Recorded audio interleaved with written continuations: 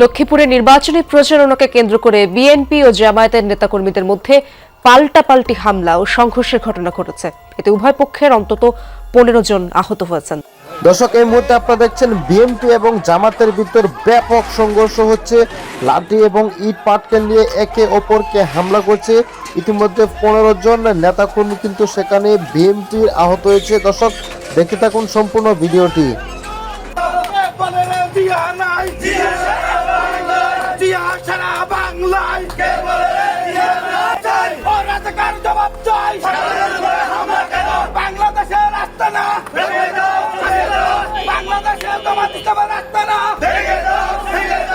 বাংলাদেশে অবাধ এবং সুষ্ঠু নির্বাচন হলে জামাত ইসলাম ক্ষমতায় আসতে পারবে না। তো এই কথাটা কে বলছে?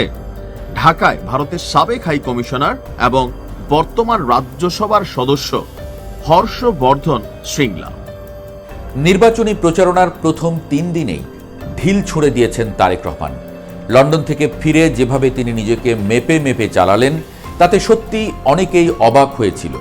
পরিমিত শব্দ, পরিমিত আচরণ, কোথাও বাড়তি উত্তাপ নেই, কোথাও অপ্রয়োজনীয় আক্রমণ নেই।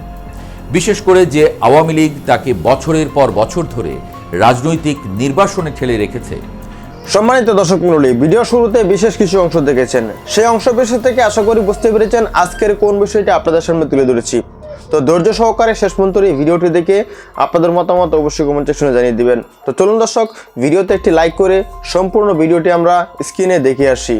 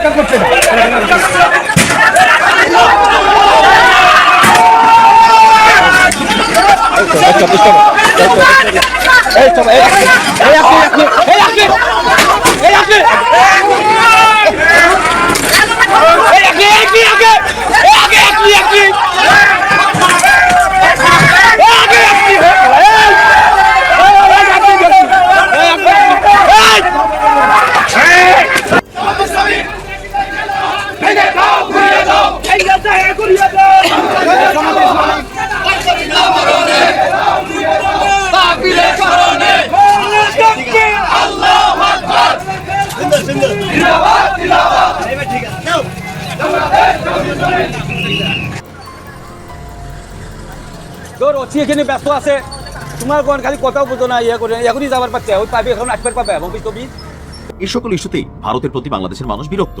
কেন? বাংলাদেশের জনগণ ডিসাইড করবে, বাংলাদেশের সরকার নিশ্চিত করবে ভোট কতটা সুষ্ঠু হবে, মানুষ কতটুকু ভোট দিতে পারবে, মানুষ ডিসাইড করবে কাকে ক্ষমতায় নেবে, কাকে ক্ষমতায় নেবে না।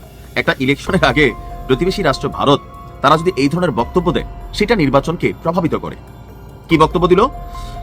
যে বাংলাদেশে অবাধ এবং সুষ্ঠু নির্বাচন হলে জামাত ইসলাম ক্ষমতায় আসতে পারবে না। তো এই কথাটা কে বলছে? ঢাকায় ভারতের সাবেক হাই কমিশনার এবং বর্তমান রাজ্যসভার সদস্য হর্ষবর্ধন শ্রীংলা। টেলিগ্রাফে আপনার এই বক্তব্য দিচ্ছে, টেলিগ্রাফ ইন্ডিয়াতে। তার বক্তব্য হলো কি, বাংলাদেশে অবাধ এবং সুষ্ঠু নির্বাচনে জামাত ইসলামী ক্ষমতায় আসতে পারবে না। কেন? মানুষকে ভোট দিবে না, দিতেও তো পারে। মানে আপনারা কিভাবে শিওর হয়েছেন?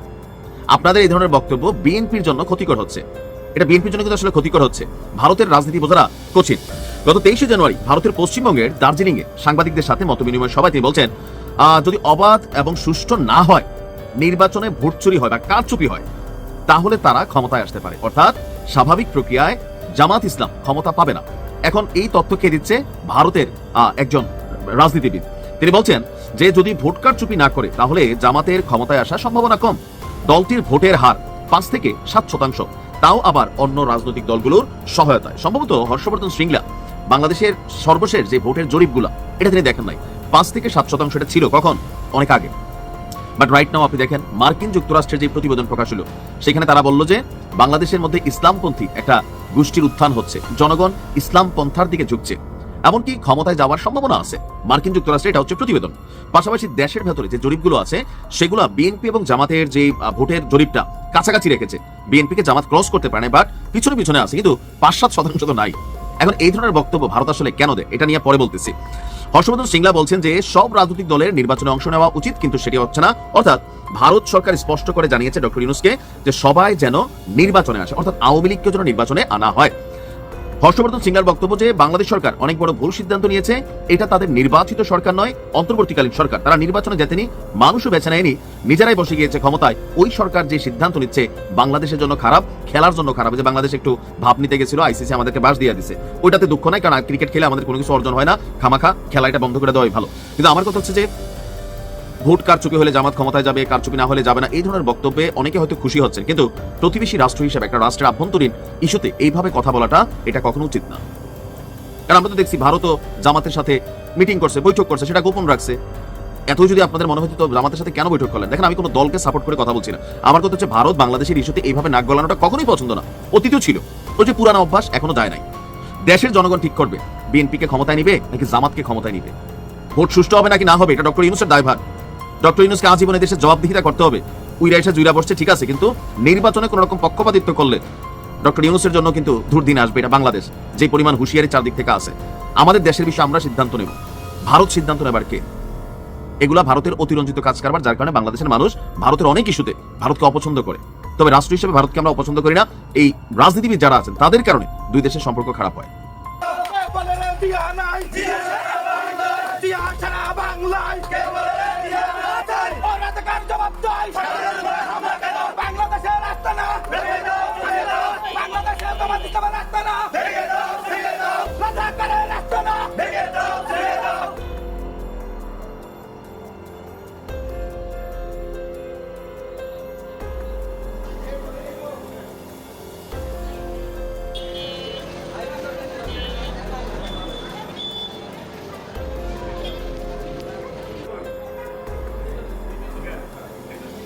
সকালবেলায় রিফিউজি মার্কেট ব্যানার লাগানোর জন্য যাই রেজাল করিম ভাই ব্যানার লাগাইতে যাওয়ার পরে রিফিউজি মার্কেট পৌঁছাইলে আমাদেরকে প্রথমে কাঠের মাঝে বাধা দেয়।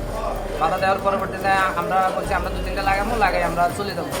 পরবর্তীতে আমরা ছোটো যে ব্যানারগুলো আছে ওগুলো 3টা লাগাইছি। এর পাকে এরা এই শাহজাহানের খবর দিয়ে আনে।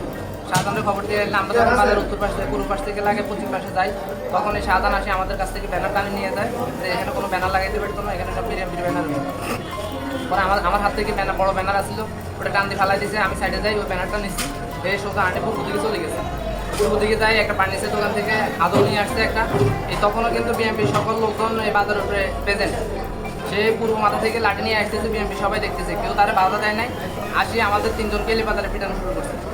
এলে বাজারে পিটানোর পরবর্তীতে এক পর্যায়ে বাজারের আরও ব্যবসায়ীরা সহকারে যখন তারা দড়ি ফেলাইছে, দড়ি ফেলানোর পরে পিছনে দিয়ে আবার কাশিমাঝি আসছে। কাশিমাঝি আসি আমার বলে যে এখানে ব্যানার কেন লাগাচ্ছে, পরে জায়গায় আসতে বসে থেকে এই কথা বলি আমার ঘোষণা শুরু করছে এবং ঢাকায় ফালাই দিয়েছে। পরবর্তীতে আবার ব্যবসায়ীরা সহ সবাই আসি, তার কাছ থেকে আমাদের নিয়ে আসছে, উদ্ধার করে নিয়ে আসছে। জামাত বিএনপি সংঘর্ষ হয় নাই, কিন্তু এককভাবে জামাত ইসলাম, বাংলাদেশ জামাত ইসলাম সাবেক পরিকল্পনা নিয়ে এখানে আমাদের সাবেক যুবদলের একজন কর্মী, শুধু কর্মী নয়, উনি এই দলের পবিত্র নেতা মোহাম্মদ শাহজাহান উপরে পরিকল্পনাভাবে এখানে দেশীয় অস্ত্রশস্ত্র নিয়ে ওনারা হেলমেট পরে অনেক গুন্ডা বাহিনী আসে, ওনাকে অত্যাচার অবিচারভাবে, ওনাকে অন্যায়ভাবে ওনার গায়ে হাত দিই এবং মারধর করি, ওনাদের রক্তাক্ত করি, অবস্থা করে এখানে ফেলে যায়। তাৎক্ষণিক আমাদের এখানে স্থানীয় লোক যারা, তারা উদ্ধার করে ওনাদেরকে লক্ষ্মীপুর সদর হাসপাতালে হস্তক্ষেপ করে।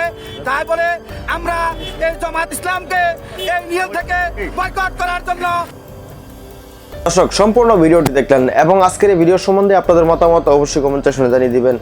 এরকম সকল নিত্য নতুন আপডেট পেতে চ্যানেলটিকে সাবস্ক্রাইব করে রাখবেন। দেখা হচ্ছে পরবর্তী ভিডিওতে। আসসালামু আলাইকুম।